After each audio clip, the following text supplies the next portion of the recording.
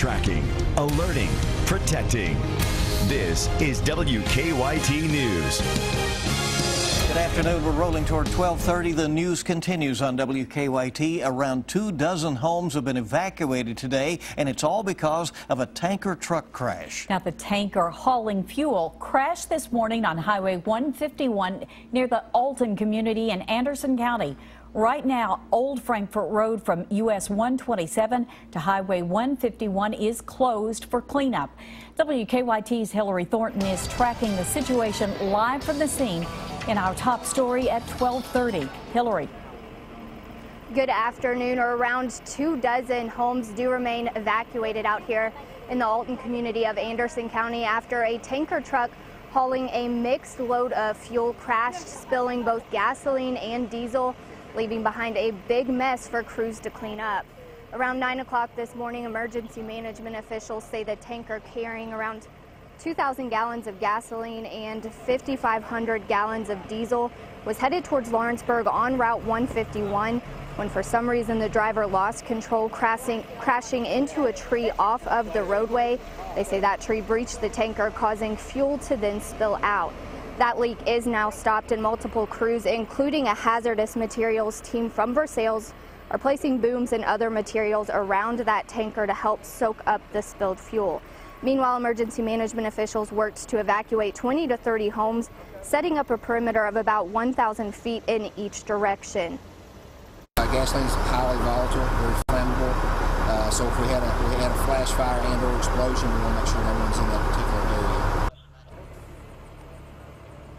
Now, as for that tanker truck itself, crews are working to offload the remaining fuel that is still in that tanker, and the tow trucks and equipment has moved in, and they are ready to haul that away once all that fuel is removed. Right now, emergency management officials say they don't have an exact time frame of when this will all be cleared up, but they say they do expect it to be another 2 to 3 hours. In Anderson County, Hillary Thornton, WKYT. Hillary, thank you. And the driver of the tanker truck was taken to UK hospital, but he's expected to be okay.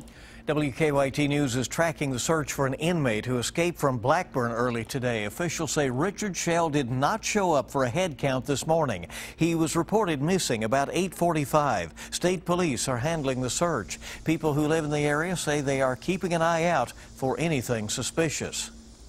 I've lived here about 2 years now, and as you can tell, we don't live too far from the Blackburn, and my grandma's 85 with cancer, so, you know, when I go to work, you know, it does make, me concerned about, her safety. And Shell is serving time for convictions out of Laurel County. He would have been eligible for parole in March of 2018. A dramatic rescue overnight after a Jeep ran off of a cliff and right into the Kentucky River. The crash happened on Lock 7 Road south of Wilmore about 1:30 this morning. Crews had to use a rope system to get the 3 people in the car out of the river. WKYT's Mark Barber has more on that rescue from Jessamine County. When the Jeep drove off the road, firefighters say it went right over a 75-foot cliff, landing in the Kentucky River. It happened here in a very remote area. Crews say that made it very hard for them to reach the 3 people who were in the vehicle. The Jeep went over the cliff near Lock 7 Road, south of Wilmore, around 1:30 this morning. Firefighters tell us the driver, a woman, was knocked unconscious when the vehicle hit the water. Crews say 2 men were also in the Jeep, and one of them grabbed her and swam to the riverbank. Firefighters lowered themselves down the cliff with ropes to reach the injured people, and then carried them out using a small trail beside the river. The 3 in the Jeep were rushed to UK hospital. The woman, who was still drifting in and out of consciousness, was airlifted. Deputies tell us they do think alcohol was involved in the crash. Emergency Management Director Johnny Adams helped get the 3 people to safety this morning. Now he's preparing to look for their submerged Jeep. He says the outcome could have been much worse if someone in the area didn't spot the Jeep and call 911. This was a very close call with a very fortunate outcome. Had the conditions been different, that we would be working a different type of incident this morning. Deputies say the driver did sign paperwork allowing them to test her blood. They say if those tests show that she was under the influence, she will be charged. In Jessamine County, Mark Barber, WKYT. And Mark, thank you very much. A very dramatic situation there. Emergency management officials say the person who called 911 was actually a family member. We understand they knew something was wrong when they saw the vehicle's lights disappear over the cliff. Isn't that just an amazing story? It's really? amazing, incredible. It looks like everybody in the long run will be okay. Well, we've had a cloudy start to the day. We could see a storm or maybe a rain shower before it's over the next day or so. WKYT meteorologist Micah Harris is here with an early check of our forecast. Micah? Well, there's no doubt about it. Tomorrow is going to be your best chance to rain in your forecast. But today we still have a couple of showers here and there. South and southeastern zones. That's kind of the area that we're just going to continue to watch until it fades away later on this evening. But if you're sitting down there by the mountainous regions, if you're in the mountains, sitting Hal Rogers Parkway and then work your way up 15 and also 11 and then go up 421, make your way down the Mountain Parkway, especially over toward, say, Salyersville and Magoffin County, that area right there will have the better chance of rain. Go to the north of that around here in Lexington, we just don't have a chance of rain. We have a chance, maybe some sprinkles, a little drizzle, but other than that, clouds are starting to separate as we speak. So most of this is going to be southeast. Keep those temperatures there in the low to mid 80s. And that cool front that's heading our direction will knock the temperatures down and also bring us some storms along the way. We'll talk about how strong they'll be if we see any severe weather out of this coming up in a few minutes.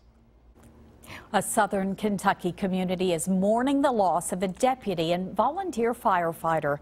39-year-old Sean Cook died in a crash on 127 in Clinton County yesterday afternoon. Police say he was trying to pass another car when he slammed into a dump truck head-on. Those who knew the Russell County man say it's a tremendous loss. It's quite a shock when we all found out, because this group is extremely close. They're together a lot, even other than fighting fires. So they're really a close group of people, and it's really been a blow to them. Hit us all hard, Cook was off duty and in his personal vehicle at the time of the crash. Funeral arrangements have not yet been finalized. A woman had to be rushed to UK hospital after a car hit her last night. Lexington police say the woman was crossing North Broadway at New Circle when she was hit. We don't know her condition, but police tell us she had life-threatening injuries. She was not in the crosswalk. The driver is not facing any charges. Well, a man suffered critical injuries after being shot during a fight. That happened about 8:30 last night in the Watts community of Breathitt County. State police say William Noble's gun went off when an argument with Drury Walters became physical. Walters was hit in the side. He went to a local hospital before being flown out to UK. Noble is in jail this afternoon and charged with assault. Investigators say a man abandoned his son while running from authorities. A constable tried to stop Matthew Logan in Pulaski County. Investigators say he tried to get away driving through a parking lot, a field, and some private property before eventually crashing on Deerfield Lane. The Commonwealth Journal reports he then ran off, leaving his 5-year-old in the crashed truck. The constable eventually tackled him and arrested him. Logan is facing a long list of charges. His son had to be treated for a minor injury. Kentucky is getting more money to help fight the surge in heroin use. $2.5 million will be offered in a federal grant. The money will go towards law enforcement training and public health partnerships. Kentucky lawmakers passed an anti-heroin law earlier this year to allow for needle exchanges, tougher penalties on dealers, and more money for treatment programs. Organizers of the Kentucky State Fair are hoping that better food and more music will get more people there this year. Among the additions, a Philly cheesesteak donut burger and a healthy food tent offering salads and wraps. Two extremes there.